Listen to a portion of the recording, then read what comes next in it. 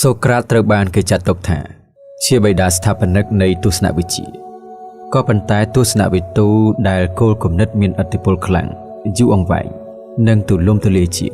គឺអារីស្តូតគឺជាទស្សនវិទូក្រិចនិងជាអ្នកចេះដឹងដ៏ជ្រៅជ្រះម្នាក់តែគាត់គឺជាសិស្សរបស់ផ្លាតុងនិងជាគ្រូរបស់ Alexander លើក្រង់ការសរសេររបស់គាត់បានគ្របដណ្ដប់លើប្រធានបទជាច្រើនរួមបញ្ចូលទាំងរូបវិទ្យាបរមត្ថវិទ្យាកវីនិពន្ធល្ខោនតន្ត្រីតក្កវិទ្យាវោហារសាស្ត្រភាសាសាស្ត្រនយោបាយរដ្ឋាភិបាលច្បាប់រដ្ឋធម្មនុញ្ញជីវវិទ្យាហើយនិងសត្វសាស្ត្រអារីស្តូតគឺជាមនុស្សសំខាន់ម្នាក់ក្នុងការបង្កើតនៅតួលេខក្នុងទស្សនវិជ្ជាខាងលិចការសរសេររបស់អារីស្តូតគឺជាការបង្កើតនៅប្រព័ន្ធទូលំទូលាយមួយនៃទស្សនវិជ្ជាខាងលិចតាក់ទងជំវិញការអប់រំក្បួនរចនាតក្កវិទ្យាវិទ្យាសាស្ត្រនយោបាយនិងបរមត្ថវិទ្យាអារីស្តូតកើតនៅឆ្នាំ384មុនគ្រិស្តសករាជនៅប៉ែកខាងជើងប្រទេសក្រិកខុសពីសូក្រាតនិងផ្លាតុងអារីស្តូតមិនមែនជាពលរដ្ឋរបស់អាថែននោះទេផ្ទុយទៅវិញអារីស្តូតមានទំនាក់ទំនងច្រើនជាមួយនឹងនគរម៉ាសេថ្វាន់ដោយឪពុករបស់អារីស្តូតគឺជាគ្រូពេទ្យប្រចាំរាជវាំងម៉ាសេថ្វាន់នៅក្នុងរជ្ជកាលនៃជីតារបស់អធិរាជអាឡិចសង់លើក្រង់អារីស្តូតធំដឹងក្តីឡើងជាកូនកំព្រាដោយទាំងឪពុកនិងទាំងម្ដាយបានស្លាប់ចោលតាំងពីអារីស្តូតនៅក្មេងនៅឡើយនៅពេលមានអាយុ17ឆ្នាំអារីស្តូតបានចាកចេញពីស្រុកកំណើតហើយធ្វើដំណើរទៅកាន់ទីក្រុងអាថែនដើម្បីចូលរៀននៅបណ្ឌិតសភាដែលបង្កើតឡើងដោយផ្លាតុងអារីស្តូតបានចំណាយពេលប្រមាណជា20ឆ្នាំនៅបណ្ឌិតសភារបស់ផ្លាតុងតាំងពីជាកូនសិស្សរហូតក្លាយជាគ្រូនៅពេលនោះអារីស្តូតត្រូវបានគេស្គាល់ថាជាសិស្សដ៏ឆ្នើមម្នាក់ដែលមានទាំងការគោរពស្រឡាញ់ផ្លាតុងដែលជាគ្រូហើយក្នុងពេលជាមួយគ្នា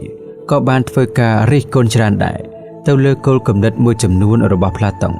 ដោយមិនមែនចេះតែរៀនតាមនិងជឿងប់ងល់ទៅតាមរាល់សេចក្តីបង្រៀនរបស់គ្រូនោះទេនៅឆ្នាំ347មុនគ្រិស្តសករាជផ្លាតុងបានទទួលមរណភាពផ្ទុយពីការរំពឹងទុកជាទូទៅតំណែងជានាយកគ្រប់គ្រងបណ្ឌិតសភារបស់ផ្លាតុងមិនត្រូវបានផ្ទេរទៅឲ្យអារីស្តូតនោះទេតែបែរជាត្រូវផ្ទេរទៅក្មួយរបស់ផ្លាតុងទៅវិញគេមិនដឹងច្បាស់លាស់នោះទេពីហេតុផលដែលផ្លាតុងមិនផ្ទេរការគ្រប់គ្រងបណ្ឌិតសភាទៅឲ្យអារីស្តូតក៏ប៉ុន្តែគេគិតថានេះប្រហែលជាមកពីអារីស្តូតមានទស្សនវិជ្ជាផ្ទុយពីផ្លាតុងអារីស្តូតក៏បានចាកចេញពីអាថែនដោយប្រហែលជាមកពីមានការខកចិត្តនិងការសម្រេចចិត្តរបស់ផ្លាតុងឬក៏ប្រហែលដោយសារតែហេតុផលមួយចំនួនទៀតគឺការរីកដុះដាលនៃចលនាប្រឆាំងម៉ាសេថ្វាន់ពីសំណាក់ពលរដ្ឋអាថែនហើយគ្រួសាររបស់អារីស្តូតគឺជាអ្នកស្និទ្ធនឹងរាជវាំងម៉ាសេថ្វាន់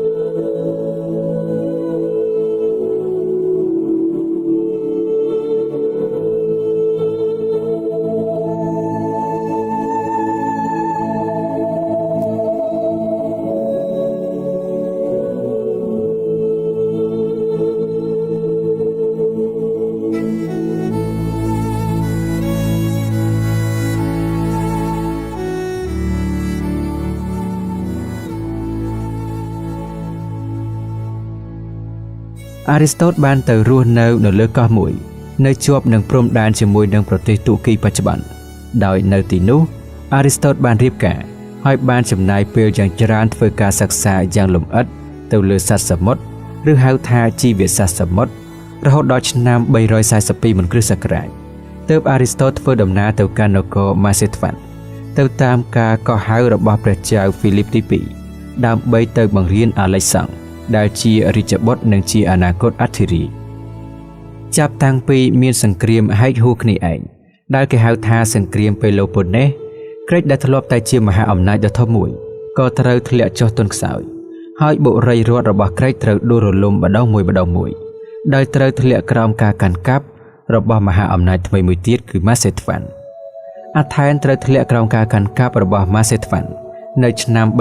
338មុនគ្រិស្តសករាជហើយពីឆ្នាំក្រោយមកអាឡិចសង់លើក្រង់បានឡើងគ្រងរាជ្យនៅម៉ាសេថ្វាន់ជំនួសព្រះចៅហ្វីលីបទី2ជាបិតាដែលត្រូវគេលុបធ្វើឃាតមួយឆ្នាំក្រោយការឡើងគ្រងរាជ្យរបស់អាឡិចសង់លើក្រង់នៅឆ្នាំ335មុនគ្រិស្តសករាជ Aristotle បានធ្វើដំណើរត្រឡប់ទៅកាន់អាថែនវិញដោយបានបង្កើតសាលារៀនថ្មីមួយទៀតប្រជែងជាមួយនឹងបណ្ឌិតសភារបស់ផ្លាតុងសាលារៀនដែល Aristotle ទើបនឹងបង្កើតថ្មីនេះមានកេរ្តិ៍ឈ្មោះល្បីល្បាញមិនចាញ់សាលារៀនរបស់ផ្លាតុងនោះទេហើយសាលារៀនទាំងពីរនេះបានតាក់ទាញកូនសិស្សយ៉ាងច្រើនមកពីគ្រប់ទិសទីនៅទីបំផុតទៅអាថែនអ្វីត្បិតតែត្រូវរលំរលាយខាងនយោបាយនិងខាងយោធាក៏ប៉ុន្តែនៅតែមានកេរ្តិ៍ឈ្មោះជាមជ្ឈមណ្ឌលនៃចំណេះដឹងដោយពីមុនដដែលសូម្បីតែម៉ាសេត្វាន់ដែលក្លាយជាអ្នកត្រួតត្រាអាថែនប៉ុន្តែត្រូវស្ថិតក្រោមឥទ្ធិពលនៃវប្បធម៌របស់អាថែនជាពិសេសគឺឥទ្ធិពលនៃទស្សនវិជ្ជាក្រិចទៅលើអធិរាជអាឡិចសង់លើក្រង់តាមរយៈ Aristotle ដែលជាគ្រូនៅក្នុងចន្លោះពីឆ្នាំ336មុនគ្រិស្តសករាជរហូតដល់ឆ្នាំ323មុនគ្រិស្តសករាជ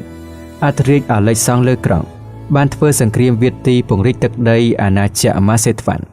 ចាប់តាំងពីក្រិចឆ្លងកាត់តាមអាណាចក្រពាក់និងមេសូប៉ូតាមីរហូតទៅដល់ឥណ្ឌាហើយអាណាចក្ររបស់អាឡិចសង់លើក្រង់រិះសាយភាយទៅដល់ទីណាវប្បធម៌ក្រិចក៏រិះសាយភាយទៅដល់ទីនោះដែរនៅឆ្នាំ323មុនគ្រិស្តសករាជអធិរាជអាឡិចសង់លើក្រង់ចូលទីបង្គត់ហើយអំណាចរបស់ម៉ាសេត្វាន់ក៏ចាប់ផ្ដើមរង្គោះរង្គើនៅអាថែនវិញចលនាប្រឆាំងនឹងម៉ាសេត្វាន់ក៏ចាប់ផ្ដើមកក្រើកឡើងវិញហើយ Aristotle ដែលតាំងពីដើមមកត្រូវគេចាត់ទុកថាជាអ្នកស្និទ្ធនឹងអាឡិចសង់លើក្រង់ក៏ត្រូវក្លាយជាចំណុចរសើបនៃការធ្វើទុកបុកម្នេញពីសំណាក់ពួកអាថែន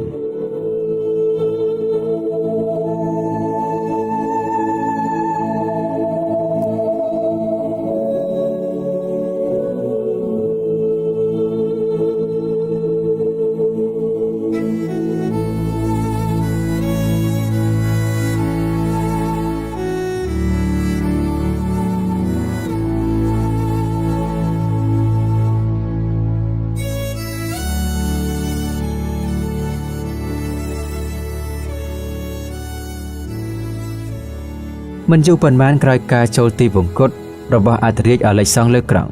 Aristotle ក៏ត្រូវបានអាជ្ញាធរអាថែនធ្វើការចោទប្រកាន់ពីបទប្រមាថសាសនាហើយ Aristotle ក៏ត្រូវប្រឈមមុខនឹងជោគវាសនាដូចជាសូក្រាតកាលពី780ឆ្នាំមុនក៏ប៉ុន្តែខុសពីសូក្រាត Aristotle បានរត់គេចខ្លួនដោយមិនសុខចិត្តរងចាំទទួលយកការជំនុំជម្រះនិងទោសប្រហារជីវិតពីអាជ្ញាធរអាថែននោះទេចំពោះសូក្រាតការដែលលោកមិនរត់គេចខ្លួនគឺដោយសារតែលោកប្រកាន់ខ្ជាប់តាមទស្សនវិជ្ជារបស់លោកដែលថាពលរដ្ឋនៃរដ្ឋមួយមានករណីយកិច្ចគោរពតាមច្បាប់របស់រដ្ឋនោះបើទោះបីជាច្បាប់នោះមានភាពអយុត្តិធម៌យ៉ាងណាក៏ដោយបើគេគិតតាមគោលការណ៍នេះការរត់គេចខ្លួនរបស់ Aristotle មិនមែនជាទង្វើផ្ទុយនឹងទស្សនវិជ្ជារបស់សូក្រាតនោះទេពីព្រោះថា Aristotle អ្វីត្បិតតែបានចំណាយពេលភាគច្រើនក្នុងជីវិតរស់នៅរៀនសូត្រនិងបង្រៀននៅអាថែនតែ Aristotle មិនមែនជាពលរដ្ឋអាថែននោះទេហើយអ្នកស្រុកអាថែនក៏មិនទទួលយក Aristotle ថាជាជនរួមជាតិរបស់ពួកគេនោះដែរដូច្នេះគេអាចនិយាយបានថា Aristotle មិនមានកាតព្វកិច្ចដាច់ខាតត្រូវគោរពតាមច្បាប់និងការសម្រេចរបស់សភាអាថែនដោយសូក្រាតនោះទេ Aristotle វិញបានអះអាងថា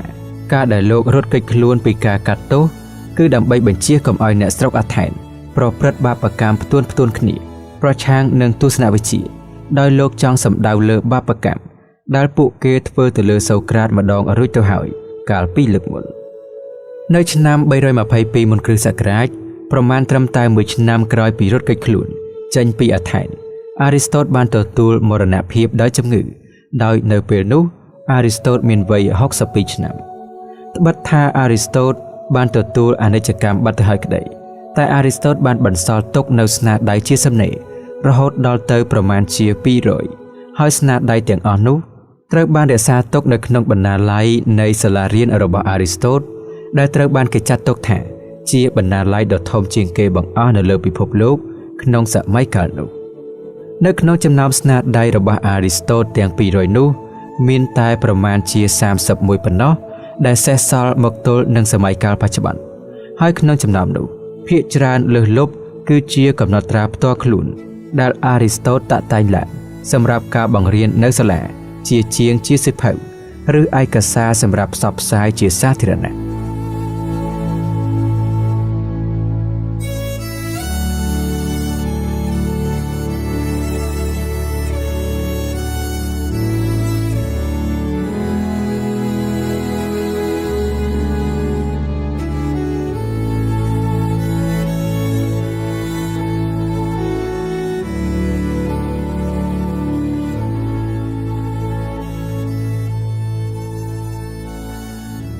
Aristotle បានធ្វើការបែងចែកចំណេះដឹងទៅតាមផ្នែកផ្សេងៗគ្នា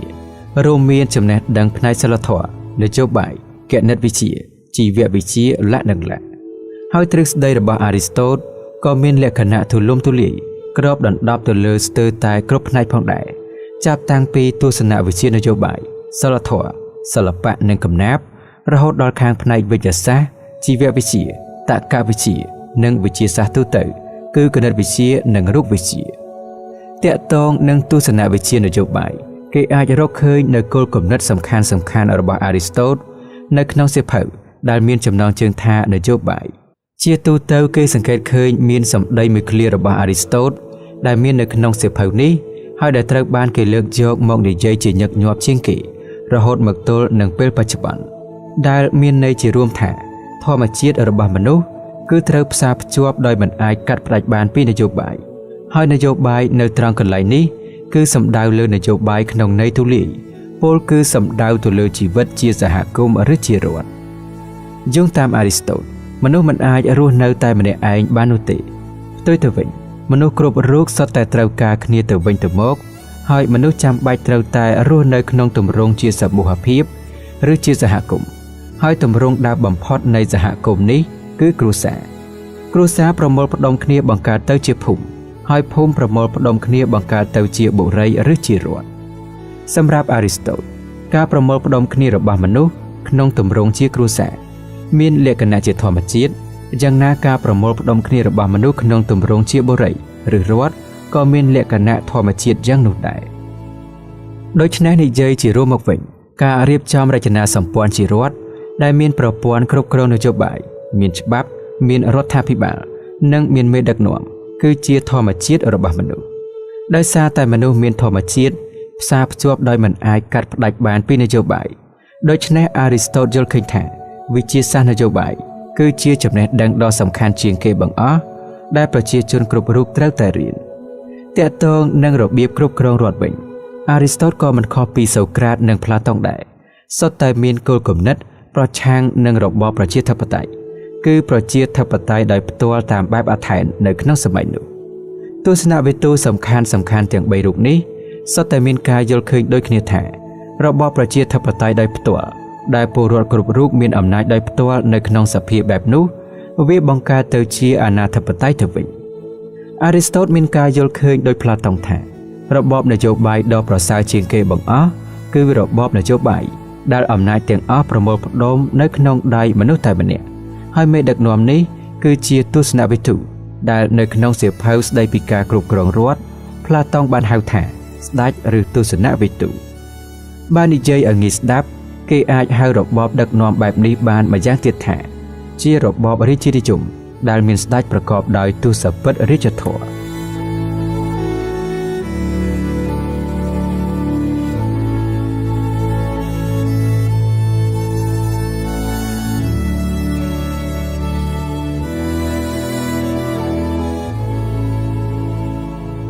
ក៏ប៉ុន្តែខុសពីផ្លាតុង Aristotle យល់ឃើញថារបបនយោបាយបែបនេះគឺមានតែនៅលើក្រដាសឬមានតែនៅក្នុងការស្រមើស្រមៃតែប៉ុណ្ណោះរីឯនៅក្នុងការអនុវត្តជាក់ស្ដែងវិញគេកម្រនឹងរកបានណាស់ស្ដេចទស្សនវិទូដោយទស្សនវិទូមិនបានឡើងធ្វើស្ដេចរីឯអ្នកបានធ្វើស្ដេចមិនមែនជាទស្សនវិទូជាងនេះទៅទៀត Aristotle យល់ឃើញថារបបនយោបាយតាមបែបស្ដេចទស្សនវិទូរបស់ផ្លាតុងនេះគឺជារបបនយោបាយមួយដែលមានហានិភ័យខ្ពស់ពីព្រោះថានៅពេលដែលអំណាចត្រូវប្រមូលផ្ដុំនៅក្នុងដៃបុគ្គលតែម្នាក់ហើយបុគ្គលនោះមិនមែនជាអ្នកដឹកនាំប្រកបដោយគតិបណ្ឌិតវាងាយនឹងត្រូវប្រែក្លាយទៅជារបបផ្ដាច់ការឃោរឃៅដែលមេដឹកនាំយកអំណាចទៅប្រើប្រាស់ដើម្បីតែប្រយោជន៍ផ្ទាល់ខ្លួនហើយជិះជាន់អ្នកទន់ខ្សោយនៅពេលនោះរបបនយោបាយស្ដេចទស្សនវិទូដែលជារបបដឹកនាំដ៏ល្អបំផុតនោះត្រូវប្រែក្លាយទៅជារបបផ្ដាច់ការឃោរឃៅហើយជារបបដឹកនាំដ៏អាក្រក់បំផុតទៅវិញហេតុដូច្នេះហើយបានជា Aristotle យល់ឃើញថារវាងរបបនយោបាយមួយដែលពោរពេញដោយភាពអនាធិបតេយ្យឬហៅថាប្រជាធិបតេយ្យដោយផ្ទាល់និងរបបនយោបាយមួយទៀតដែលល្អឥតខ្ចោះតែមិនអាចយកទៅអនុវត្តជាក់ស្ដែងស្ដេចទស្សនវិទូគេអាចមានជំរឿកណ្ដាលមួយគឺការដឹកនាំដោយមនុស្សមួយក្រុមតូចដោយមនុស្សមួយក្រុមតូចនេះទទួលបាននូវការព្រមព្រៀង និងការប្រកល់សិទ្ធិអំណាចពីប្រជាជនទូទៅហើយអ្វីត្រូវប្រព្រឹត្តទៅនៅក្នុងក្របខ័ណ្ឌនៃច្បាប់កម្ពុជាមួយដែលមានចែងកំណត់ទាំងអំពីសិទ្ធិអំណាចនិងការទទួលខុសត្រូវរបស់មេដឹកនាំនិងទាំងអំពីសិទ្ធិនិងកាតព្វកិច្ចរបស់ប្រជាពលរដ្ឋគោលគំនិតនេះគឺជាចំណុចចាប់ផ្ដើមមួយដែលក្រោយមកបានវិវត្តទៅជារបបប្រជាធិបតេយ្យតាមរយៈតំណាងដោយដែលគេយកមកអនុវត្តជាទូទៅ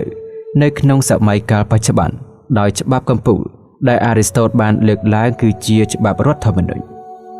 និយាយជារួមមកវិញរវាងផ្លាតុងនិងអារីស្តូតមួយជាគ្រូមួយជាសិស្សក៏ប៉ុន្តែទស្សនវិទូទាំងពីរនាក់នេះមានគោលគំនិតខុសគ្នាច្រើនហើយមកទល់នឹងពេលបច្ចុប្បន្ននេះគេតែងតែធ្វើការបែងចែកទស្សនវិជ្ជារបស់អ្នកទាំងពីរ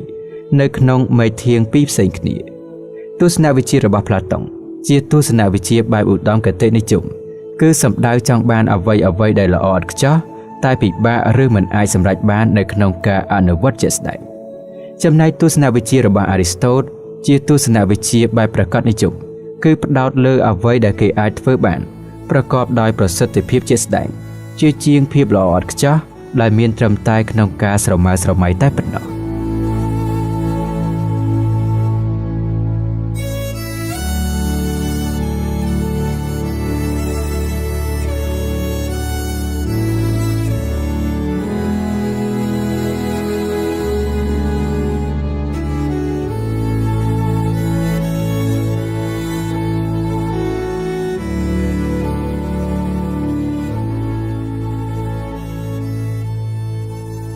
ទស្សនវិជ្ជារបស់ផ្លាតុងនិងអារីស្តូតថ្មីត្បិតតែស្ថិតនៅក្នុងមេធាងខុសគ្នាបែបនេះក៏ដោយក៏ប៉ុន្តែសុទ្ធតែមានឥទ្ធិពលខាងទស្សនវិជ្ជានយោបាយខ្លាំងដូចគ្នារហូតមកទល់នឹងពេលបច្ចុប្បន្នចំណុចពិសេសរបស់អារីស្តូតដែលធ្វើឲ្យអារីស្តូតមានឥទ្ធិពលខ្លាំងជាងយូរអង្វែងជាងនិងទូលំទូលាយជាងផ្លាតុងគឺដោយសារតែអារីស្តូតបានបង្កើតនូវគោលគំនិតសំខាន់នៅក្នុងវិស័យមួយទៀតគឺវិទ្យាសាស្ត្រឬទស្សនវិជ្ជាបែបធម្មជាតិបន្តទៅនេះគឺជាការដកស្រង់សង្ខេបពីទស្សនៈរបស់អារីស្តូត 1. ទស្សនៈនយោបាយនិងគ្រប់គ្រងរដ្ឋវិទ្យាសាស្ត្រនយោបាយគឺជាកិច្ចការរបស់រដ្ឋឬសង្គម 2. ទស្សនៈស្ដីពីសុភមង្គលសុភមង្គលគឺអាស្រ័យលើខ្លួនយើងប៉ុណ្ណោះ 3. ទស្សនៈស្ដីពីការល្អប្រពៃនៃចរិតរបស់មនុស្សសញ្ចេតនាទាំងឡាយមានចំណងដល់ការសប្បាយកំហឹងនិងភាពភ័យខ្លាច 4. ទស្សនៈស្ដីពីសកម្មភាពច្របូកច្របល់ការគំរាមកំហែងឬការដាក់សម្ពាធនានាមានឥទ្ធិពលដល់ការសម្រេចចិត្តរបស់អ្នកប្រព្រឹត្ត 5. ទស្សនៈស្ដីពីភាពល្ងង់ខ្លៅបុគ្គលដែលស្រវឹងនឹងកំហឹងគេចាត់ទុកថាជាបុគ្គលល្ងង់ 6. ទស្សនៈស្ដីពីការជ្រើសរើសមិនមែនជាសកម្មភាពប្រកបដោយស្ម័គ្រចិត្តទេការជ្រើសរើសត្រូវប្រកបដោយគុណធម៌ 7. ទស្សនៈស្ដីពីគុណធម៌កើតពីទម្លាប់ហើយបញ្ញាកើតពីការហាត់រៀន 8. ទស្សនៈស្ដីពីទ្រឹស្ដីភាវៈនិងទ្រឹស្ដីពុទ្ធិជំហានដំបូងដើម្បីទទួលបានពុទ្ធិគឺត្រូវពិសោធន៍ដោយឡែកពីគ្នាតាមរយៈអង្គវិញ្ញាណទាំងឡាយរបស់យើង 9. ទស្សនៈស្ដីពីយុត្តិធម៌គឺត្រូវតែមានលក្ខណៈស្របនឹងគុណធម៌ 10. ទស្សនៈស្ដីពីនរវិជ្ជានិងសង្គមវិជ្ជាមនុស្សគឺជាសត្វដែលចេះធ្វើនយោបាយមានន័យថាមនុស្សចេះគ្រប់គ្រងចេះរៀបចំដំណើរការប្រព្រឹត្តទៅដើម្បីឈានទៅរកការអភិវឌ្ឍ